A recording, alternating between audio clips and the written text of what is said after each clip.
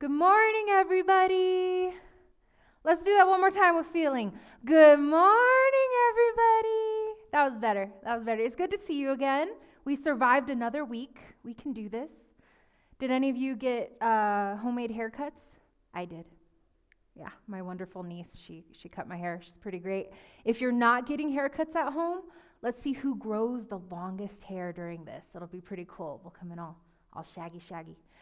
Well, we're here again to talk about God and watch an awesome video and sing to God. But before we do that, let's go over those God rules. The first rule is G, give the speaker your attention.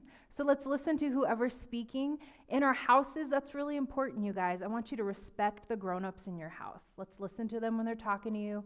Mute the TV, look away from your tablet, and listen to your grown-ups. The second rule starts with O, for only righteous words will be spoken. So let's remember to use nice words, kind words. Don't say mean words. Don't say bad words. Right now, we're all stuck in our houses, right? So let's try to make this the most positive environment possible and only use nice words. The third rule, what is it? Don't be a space invader. So we can wrestle, we can tickle, we can have fun at home, but sometimes we need like alone time, right? So let's try to respect each other's bubbles, and especially if you're in public, let's do that 6 feet boundary, right? Don't touch anybody. We are now going to watch a worship video. Now, when we worship, are we worshiping the TV? No. Who are we worshiping? We're worshiping God. So no matter what's going on in your house, maybe you've eaten mac and cheese 3 days in a row and you're tired of it, or you haven't been able to go outside for some reason, don't worry about it. At this point, leave all that aside and let's worship God. Let's sing to the one true God. Roll.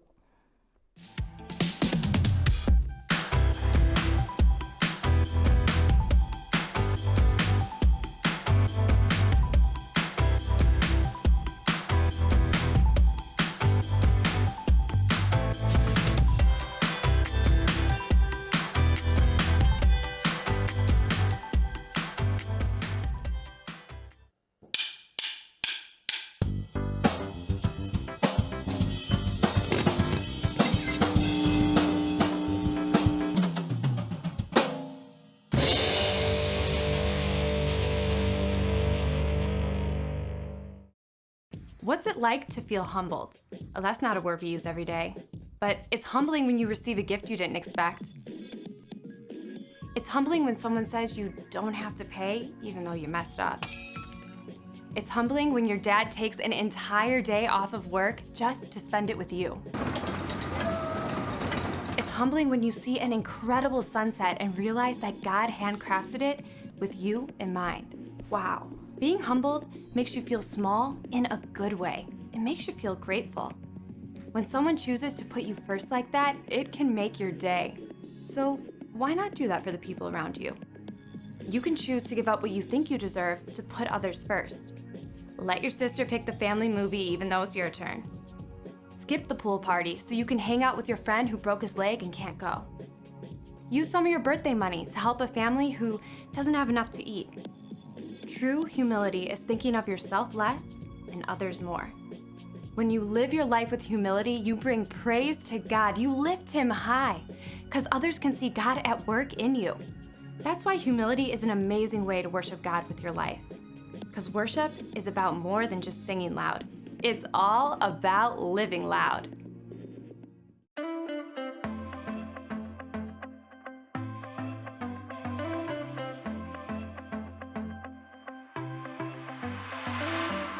Everywhere that I go, you're there with me. Even in the night when I cannot see, I know you're by my side and I will be just fine. Oh God, you're always good to me. I wanna say thank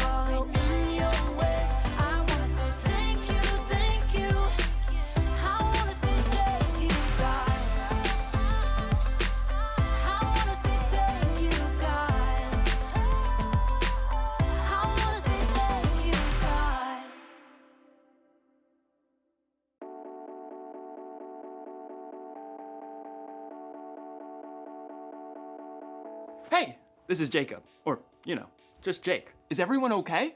There was like an earthquake or something in my room. I didn't feel it when I was outside my room, but then when I came in the room, everything was turned upside down. My table, my bed, also known as my couch, my Ferrari, my sculpture.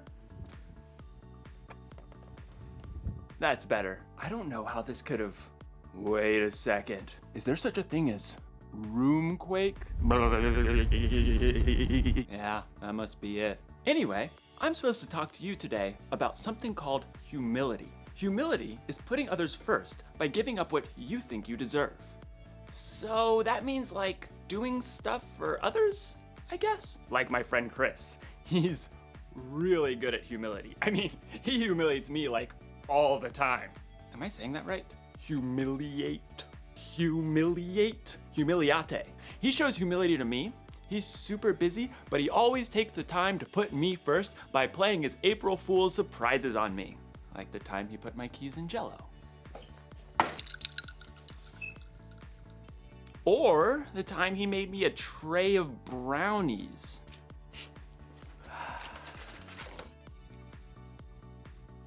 Brownies. And who can forget the old unscrew the top off the salt surprise? Chris is a funny guy. Hey, you know what I think? And this is just between you and me. Chris is the one who turned all my stuff upside down. It wasn't a roomquake after all. This must have taken a really long time. I mean, he turned all my stuff upside down. I do need to call my mom. This must have taken a lot of work. I'm not sure that it's fair that Chris keeps playing all these April Fool's month surprises on me, and I haven't even got him once. I don't deserve this. What I deserve is to get him back. Was that my toaster? The story today is about Jesus when he prayed in the garden while his friends couldn't even stay awake to keep watch. Jesus didn't deserve that. I wonder what he did about it. Stay tuned. I'm gonna come up with a way to turn the tables on Chris. Chris is gonna notice when he goes in his room the tables aren't the way he remembered them. I'm gonna get the revenge I deserve. I'm gonna get the revenge I deserve, is what I'm trying to say. Yeah, okay. The Bible. It's 66 books of history, stories, letters, and poetry that fit together to form God's one big story. The epic adventure of how he created us and loves us so much that he made a way to rescue us. As we travel through the Bible, from Genesis to Revelation, we discover people who met God and found their lives changed forever. And now for an amazing story, inspired by the book of Matthew, chapter 26, verses 36 through 56. For months, the Jewish religious leaders had been plotting to silence Jesus. He called us pretenders, snakes! On the Sunday before Passover, Jesus entered Jerusalem to great cheers from the crowds. Blessed is the one who comes in the name of the Lord! But even as the crowd swarmed in to see what Jesus would do and say, one of Jesus' closest followers, Judas, went to the religious leaders with a very sneaky plan. What are you willing to give me if I deliver him over to you? How about a cool 30 pieces of silver? Jesus knew these plans, but he also knew that his mission was to face those who hated him and let them take him without defending himself. He prepared his closest friends for this during a Passover meal, and then afterwards led them out of the city toward the Mount of Olives. Judas had already left them. In a little while, you will no longer see me. Then after a little while, you will see me. I came from the Father and entered the world. Now I am leaving the world and going back to the Father. The air cooled as the evening darkened. This very night, you will all turn away because of me. Peter, the most outspoken of Jesus' friends, quickened his step and tightened his hand on the sword he was carrying. All the others may turn away because of you, but I never will. What I'm about to tell you is true. It will happen tonight. Before the rooster crows, you will say 3 times that you don't know me. I may have to die with you, but I will never say I don't know you. Me too. Same. By the time Jesus and his friends reached the Garden of Gethsemane, they were exhausted. Sit here while I go over there and pray. As the other disciples settled in on the cold, rough ground, Jesus took Peter, James, and John along with him to a grove of ancient olive trees. The weight of what was coming pressed down on him. My soul is very sad. I feel close to death. Stay here. Keep watch with me. We're here for you. We got this. Prayers. The three friends found seats among the knotted tree roots, and Jesus went on a little further. Then suddenly, he fell down on the ground, face first into the dirt. Words poured out from deep inside. My Father, if it is possible, take this cup of suffering away from me. But let what you want be done, not what I want. After a short time, Jesus returned to his friends. They had all fallen into restless sleep. Jesus touched Peter's arm.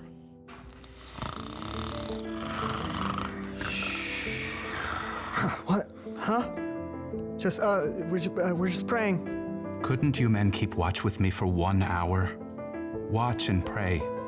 Then you won't fall into sin when you are tempted. The spirit is willing, but the body is weak. We'll stay awake this time. Got you covered. Again, Jesus threw himself down to pray. His pain was so deep, blood and sweat beaded on his forehead. My Father, is it possible for this cup to be taken away? But if I must drink it, may what you want be done. Jesus returned to his friends once more, to find them still sleeping. The agony in his spirit forced Jesus to lay his heart out to God once more. He prayed the desperate words again, begging God to take away what was coming, and at the same time, revealing his complete trust in God's plan. Let what you want be done, not what I want. At last, Jesus knew the time had come. He returned to find Peter, James, and John buried deep in sleep. Beyond them, his other followers slept too. Are you still sleeping and resting? The disciples struggled through a fog of sleep, blinking and yawning. Below them, torchlight showed an angry mob climbing up the hill. The men were waving swords and clubs, shouting as they came. Look, the hour has come. The Son of Man is about to be handed over to sinners. Get up, let us go. Here comes the one who is handing me over to them. Jesus' friends staggered to their feet, and Peter clutched his sword. As the mob marched closer, they could see the man in front of the mob. It was their friend Judas. Judas? What are you doing? The mob had been sent by the Jewish religious leaders. Judas had already explained to them that he would greet Jesus with a kiss, so they would know exactly which man to arrest. Greetings, teacher. Judas ignored the other disciples and went directly to Jesus, kissing him on the cheek in greeting.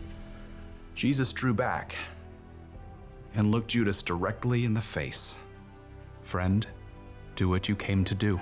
The mob surged forward as the disciples just stood there, frozen and confused. As men grabbed Jesus, Peter suddenly sprang to life, awkwardly drawing his sword. Should we use our swords? Peter didn't wait for an answer, but he struck out wildly. His blade sliced right through the ear of the high priest's servant. Oh! Stop this! Jesus touched the servant's ear. Immediately, he was healed. Put your sword back in its place. Do you think I can't ask my Father for help? He would send an army of more than 70,000 angels right away. But then how would the scriptures come true? They say it must happen in this way. Jesus turned back to the mob and the men who held him. They hovered there, uncertain, in the flickering light of their torches. Am I leading a band of armed men against you? Do you have to come out with swords and clubs to capture me?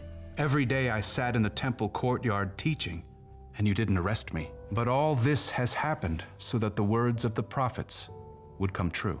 No one could respond to Jesus. Instead, they arrested him and led him away. And his friends who said they'd be with him through anything ran away. Jesus made the choice that would bring life to everyone, but that would cost him everything.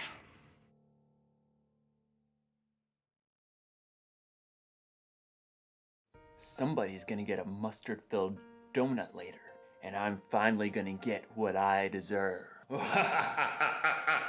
Hey, Did you know that Jesus didn't deserve all that stuff that happened to him? Like when his friends ditched him when he needed them, and when those people arrested Jesus even though he never did anything he wasn't supposed to? And then, when he was put on that cross, I mean, what? Jesus could calm a storm with his hand and bring dead people back to life. Why do you let all that bad stuff happen to him? Turns out, it was all a part of the plan. When God created the world a whole bunch of years ago, he knew people were gonna need help if they were gonna have a relationship with him. So, he told people he was sending someone who would have to pay for all the stuff they did wrong. And that someone was Jesus. But it's not like Jesus wanted to go through all that bad stuff. In the garden, he was like, God, any chance there's a different way to save the world and stuff? But then Jesus was like, it's not about what I want, God, because what you want is better. So, what did Jesus do to his friends in the garden who let him down? He put them first. And what did Jesus do to those people who arrested him for no reason? He put them first. And what did Jesus do for you, me, and the whole world? He put us first. It's kind of an upside down way of doing things. Putting somebody else first for no reason when they don't earn it or when they may not even deserve it. I bet we can put people first like Jesus did. You know, we could let someone else pick what restaurant to go to or what video game to play. We could give up our place in line sometimes. Or when someone surprises us by turning our room upside down, we could choose to not get even. So, here's the one thing I learned today. Put others first. It's not about what we deserve. It's not about what we want. What God wants is better. So, April Fool's month or not, I'm gonna put people first. And Chris, if you're watching, keep the surprises coming. But I won't be taking my revenge. I'll just be sitting here, getting what I truly deserve. A delicious mustard-filled donut. Ah, that's some good stuff right there. That's some good mustard. See you next time.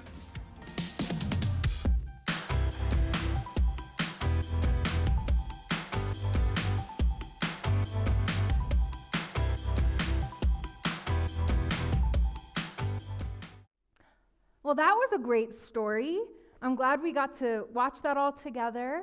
It was a great reminder to put others first. And right now, I mean, you're not home alone, so there's lots of people in your house that you can practice putting first one way or another. So get creative this week. Maybe let them get their food first, or let them shower first, or whatever it is. Play with the toy first. So let's remember to put others first this week. And you know what? That video also reminded me Easter's coming up, right? And this Easter is going to be different than any other Easter I've ever experienced. But I'm not worried about it because God's in control. No matter what's going on, it's a good reminder that God's in control. So I hope we all have an awesome Easter coming up.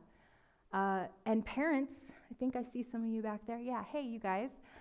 Parents, if you want to continue these Bible stories throughout the week with your kids, if you want to have ideas of how to talk about these Bible stories with your kids, there's a great resource out there. It's called the Parent Cue.